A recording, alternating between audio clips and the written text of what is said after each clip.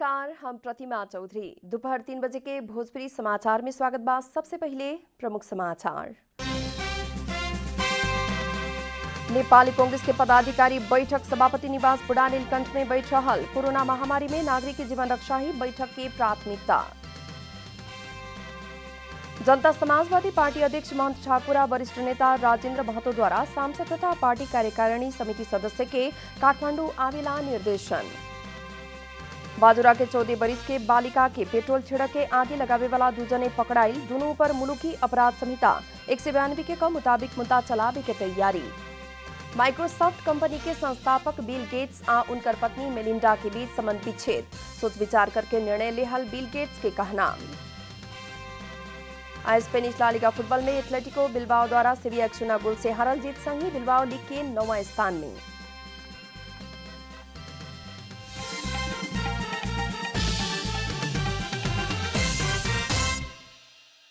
अब पूरा समाचार। नेपाली कांग्रेस के पदाधिकारी बैठक पार्टी सभापति शेरबहादुर देउबा निवास बुढ़ा नीलकंठ में बैठ रहल बा। प्रधानमंत्री केपी शर्मा ओली से विश्वास की मत लेबे के निर्णय कैला संगे नेपाली कांग्रेस पदाधिकारी बैठक बैठ रहल ह। राष्ट्रपति विद्यादेवी भण्डारी से वैशाख 27 गते संसद अधिवेशन आह्वान हो चुकल अवस्था में कांग्रेस के पदाधिकारी बैठक के राजनीतिक हिसाब से बेसी महत्वपूर्ण रूप में देखला पर भी बैठक में दोसर लहर के कोरोना महामारी के विषय से पहिल का प्राथमिकता मिले के कांग्रेस के मुख्य सचेतक बालकृष्ण खाँड बतौले बानी। सरकार द्वारा निषेधाज्ञा लागू करके काठमांडू उपत्यका और शहरी क्षेत्र के सब केहू के गांव-गांव में पेठा के कोरोना संक्रमण के जोखिम थप बढ़ावल कांग्रेस के आरोप बाटे। आज बैठ रहल कांग्रेस पदाधिकारी बैठक में भी कोरोना महामारी में नागरिक के जीवन रक्षा ही पहिल का प्राथमिकता में रहे के सचेतक खाँड के कहना बाटे। नेपाल सरकार द्वारा इजरायल में केयरगिवर खातिर नेपाली श्रमिक पेठावेला निर्देशिका पारित कैल गेल बा। इजरायल में नेपाली सहयोगी कामदार पेठावे संबंधी निर्देशिका 2078 जारी कैला संगे 6 बरस से बंद भइल वैदेशिक रोजगारी खातिर कामदार पेठावे के प्रक्रिया आगे बढ़ल है। नेपाल इजरायल के बीच पिछला आसिन में श्रम समझौता होके श्रमिक पेठावे संबंधी मांग में समझदारी बनल रहे।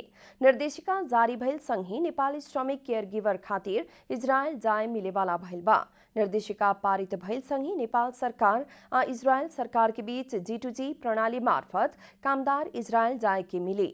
इजरायल में जाए वाला नेपाली 25 से 45 वर्ष उमेर समूह के होखे के पड़ी। 10+2 पास करके 3 महीना के केयरगिवर तालीम लेहल के अवसर मिली, लेकिन कोविड से विश्व ही आक्रांत बन रहल समय इजरायल रोजगारी भी प्रभावित हो सके के संभावना भी देखल जा रहल बा।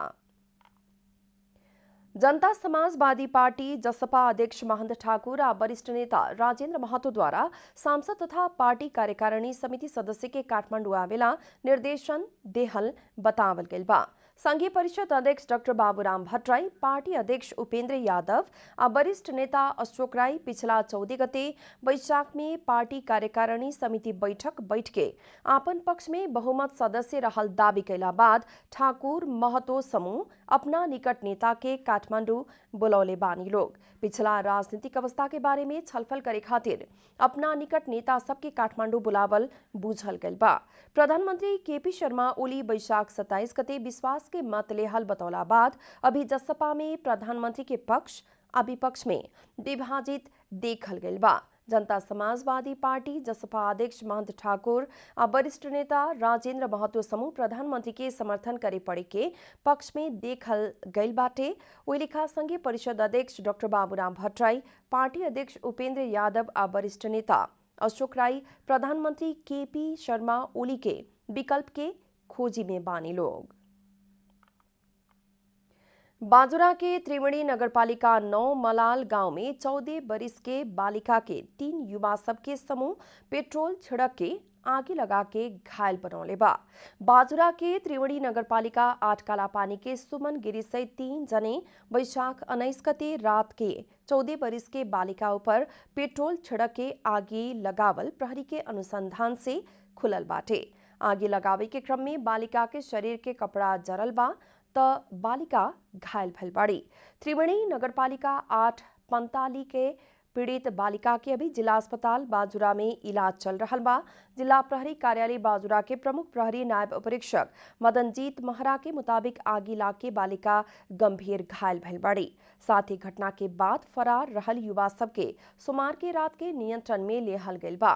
पकड़ाइल 2 जने ऊपर मुलुकी अपराध संहिता 192 के मुताबिक मुद्दा चलावे के भी प्रहरी प्रमुख महरा जानकारी दिले बानी।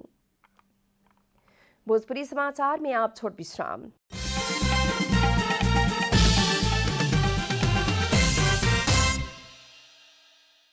भोजपुरी समाचार में आप बाकी समाचार। देश भर के मौसम मंगर के आंशिक से पूर्ण बदली होखे के जल तथा मौसम पूर्वानुमान महाशाखा जनौले बा। पश्चिम न्यून चापीय प्रणाली दक्षिण भूभाग नजदीक विकसित भइल न्यून चापीय क्षेत्र आ बंगाल के खाड़ी के जलवाष्पयुक्त हवा के प्रभाव रहल कारण देश भर बदली भइल बतावल गइल बा। अभी प्रदेश नंबर 2 आ प्रदेश 1 में सामान्य से पूर्ण बदली आदेश के अन्य क्षेत्र में आंशिक से लेकर सामान्य बदली रहल जल तथा मौसम पूर्वानुमान महाशाखा जनौले बा। प्रदेश नंबर 2 आ प्रदेश 1 के कुछ जगह में मेघ गर्जन आ ठनका के साथ वर्षा भइल बा। मंगर के दोपहर प्रदेश 1, बागमती प्रदेश, गंडकी प्रदेश आ कर्णाली प्रदेश के पहाड़ी हिस्सा के बहुते जगह में सामान्य से पूर्ण बदली होखे के जल तथा मौसम पूर्वानुमान महाशाखा जनौले बा। प्रदेश 2, लुम्बिनी आ सुदूर पश्चिम प्रदेश में आंशिक से सामान्य बदली रहे के जल तथा मौसम पूर्वानुमान महाशाखा जनौले बा। पहाड़ी भूभाग के कुछ जगह में मेघ गर्जन आ ठनका ओही लेखा हवा बिहार के साथ हल्का से लेके मध्यम बरखा के संभावना बाटे। ओही लेखा मंगर के रात पहाड़ी भूभाग के बहुते जगह में सामान्य से लेके पूर्ण बदली आ बाकी क्षेत्र में आंशिक से सामान्य बदली लागे। कुछ जगह में मेघ गर्जन आ ठनका ओही लेखा हवा बिहार के साथ हल्का से लेके मध्यम बरखा के संभावना भी बाटे। संघीय संसद सचिवालय द्वारा वैशाख 27 गते सोमवार के दोपहर 1 बजे संघीय संसद भवन नया बानेश्वर में अधिवेशन में उपस्थिति खातिर प्रतिनिधि सभा सदस्य के अनुरोध कल गेल बा। राष्ट्रपति विद्यादेवी भंडारी द्वारा प्रधानमंत्री केपी शर्मा ओली से नेपाल के संविधान अनुरूप अपना ऊपर प्रतिनिधि सभा के विश्वास बा कहे वाला स्पष्ट करेला आवश्यक जनावल उहे प्रयोजन खातिर वैशाख 27 गते प्रतिनिधि सभा के अधिवेशन आह्वान कल गेल बा। प्रधानमंत्री ओली नेपाल के संविधान के धारा 100 के उपधारा 910 बमोजिम अपना ऊपर प्रतिनिधि सभा के विश्वास बा कहे वाला बात स्पष्ट करे खातिर आवश्यक ठानल कारण अधिवेशन आह्वान कैले बानी। प्रधानमंत्री कौनो भी बखत अपना ऊपर प्रतिनिधि सभा के विश्वास बा कहे वाला बात स्पष्ट करे खातिर जरूरी या उपयुक्त जनला पर विश्वास के मत खातिर प्रतिनिधि सभा समक्ष प्रस्ताव रख सके के संवैधानिक व्यवस्था बाटे। राष्ट्रपति से प्रतिनिधि सभा के अधिवेशन आह्वान भइला से ओ मिति, समय आ स्थान में प्रतिनिधि सभा सदस्य के उपस्थिति खातिर अनुरोध कल गेल संघीय संसद सचिवालय द्वारा जारी सूचना में उल्लेख कल गेल बा। काठमाडौँ महानगर पालिका द्वारा सुविधा संपन्न आइसोलेशन सहित के अस्पताल निर्माण खातिर प्रस्ताव पेश करेला 7 सदस्यीय समिति गठन कल गेल बा। काठमाडौँ महानगर पालिका वार्ड नंबर 3 के अध्यक्ष दीपक केसी के अध्यक्षता में 7 सदस्यीय समिति गठन कल गेल है।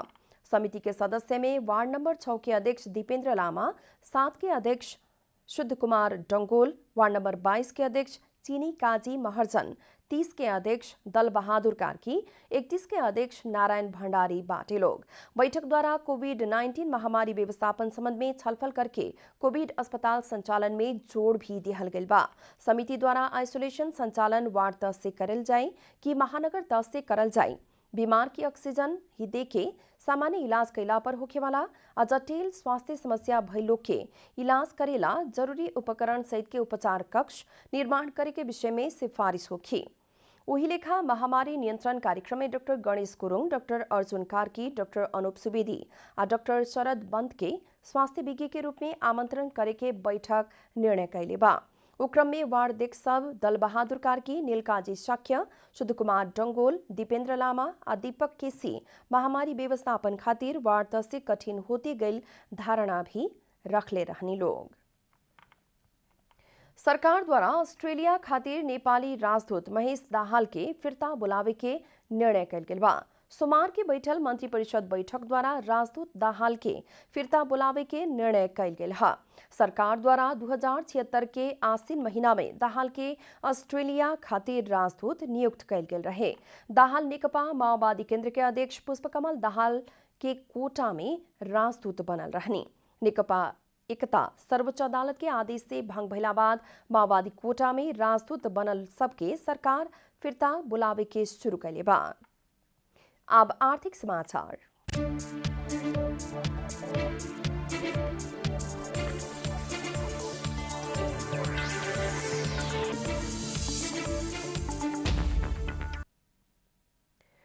अंडा के दाम अभी तक के ही महंग भइल बा। रोग के कारण मुर्गा मर के उत्पादन घटला बाद दाम बढ़ गइल बा। लागत मूल्य अत्यधिक बढ़ल कारण दाम बढ़ला पर भी उल्लेख्य मुनाफा ना होखे के कृषक के कहना बा। नेपाल अंडा उत्पादक संघ के केंद्रीय उपाध्यक्ष किरण ओली के मुताबिक आज से फार्म में बड़का अंडा प्रति क्रेट 30 गो के 370 रुपया आ मीडियम के 340 रुपया पुगल बा।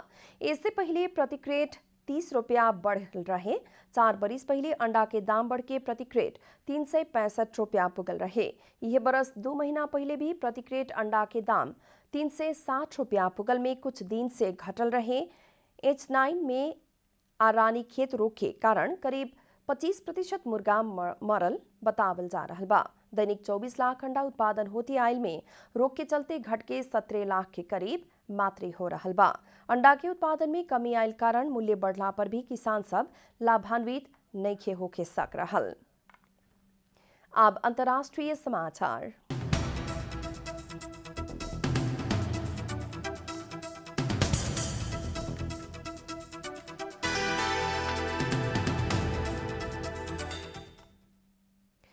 माइक्रोसॉफ्ट कंपनी के संस्थापक बिल गेट्स आ उनकर पत्नी मेलिंडा गेट्स के बीच संबंध विच्छेद होखे वाला बा। माइक्रोसॉफ्ट के संस्थापक बिल गेट्स संबंध विच्छेद के बारे में ट्विटर मार्फत जानकारी दिहत अब अपने सब एक साथ आगे बढ़े ना सके के जनौले बानी। बहुते सोच विचार करके अपने सब संबंध विच्छेद के निर्णय में पुगल बिल गेट्स आपन ट्वीट में उल्लेख कैले बानी। बिल गेट्स आ मेलिंडा गेट्स बीच 27 बरस पहले शादी भइल रहे। उ लोग के भेंट सन 1980 के दशक के अंत में भइल रहे। बिल गेट्स आ मेलिंडा गेट्स के 3 जने संतान बाड़न सन।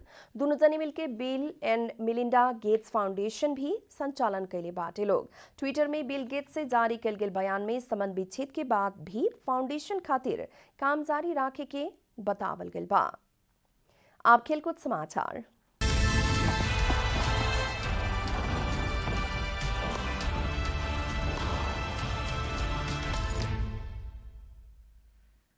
स्पेनिश ला लीगा फुटबॉल में एथलेटिक बिलबाओ द्वारा सेविया 1-0 गोल अंतर से हारल बा।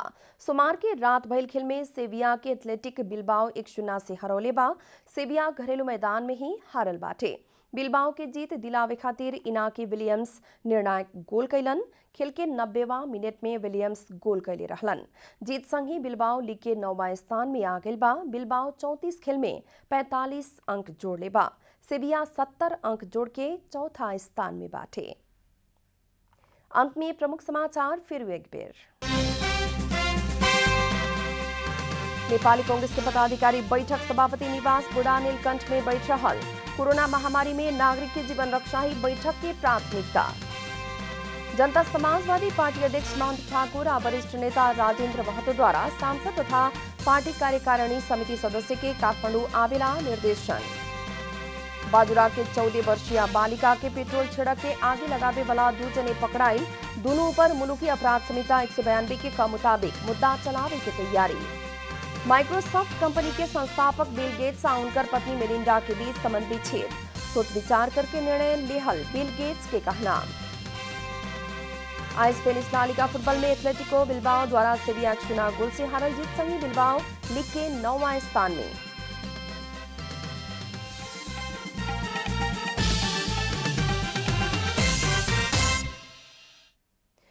भोजपुरी समाचार अभी खातिर इतना ही। जनता द्वारा जनता खातिर प्रसारित जनता टेलीविजन के कार्यक्रम सब अपने यूट्यूब, ट्विटर, फेसबुक हमने के वेबसाइट जनतासमाचार.com में भी पढ़ आ देख सकता नहीं लोग। सूचना में अपने की सहभागिता, समय में समाचार, हमने की प्रतिबद्धता। नमस्कार।